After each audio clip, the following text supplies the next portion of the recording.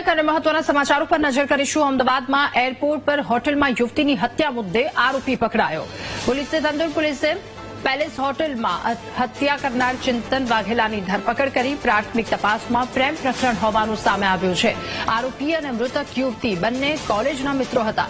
ચિંતન પ્રેમિકાની હત્યા કરી અને ત્યાંથી ફરાર થયો હતો। છેલ્લા 1 વર્ષથી આરોપી ચિંતન મૃતકના ઘરે જતો અને આવતો।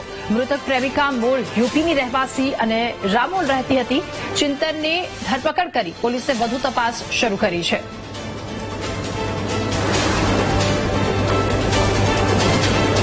વધુ માહિતી મેળવીશું। સંવાદદાતા અનિતા આપણી સાથે ફોન લાઈન પર જોડાયા છે। અનિતા, હોટેલમાં યુવતીની હત્યા કરવાનો ભેદ ઉકેલાયો, શું અપડેટ? જી ખાસ તો જે પ્રકારે તંદુર હોટલની અંદર જે નસરીન બાનુ નામની એક યુવતીની જે હત્યા કરવાનો જે મામલો હતો, જે મામલે પોલીસ દ્વારા ગુનો દાખલ કરીને મુખ્ય જે આરોપી છે ચિંતન વાઘેલા તેની ધરપકડ કરવામાં આવી છે। ચિંતન અને જે નસરીન બાનુ જે મૃતક જે છે પેલા 1 વર્ષથી બીજાના પરિચયમાં હતા।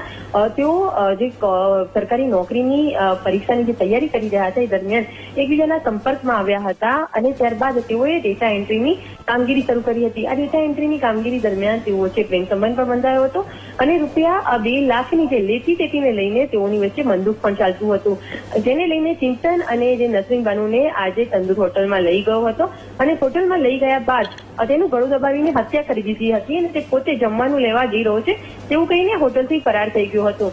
આ ઘટનાની જાણ ક્રાઇમ બ્રાન્ચને થતા ક્રાઇમ બ્રાન્ચની ટીમે તપાસ શરૂ કરી હતી અને આણંદથી હાલ ચિંતન વાઘેલાની ધરપકડ કરવામાં આવી છે। આ હત્યા પાછળ પૈસા અને પ્રેમ પ્રકરણ જવાબદાર હોવાનું પ્રાથમિક તપાસમાં સામે આવતા હાલ તો પોલીસે ચિંતનની ધરપકડ કરીને વધુ કાર્યવાહી હાથ ધરી છે। જી અનિતા, આભાર આપનો વિગતો સાથે જોડાવા બદલ।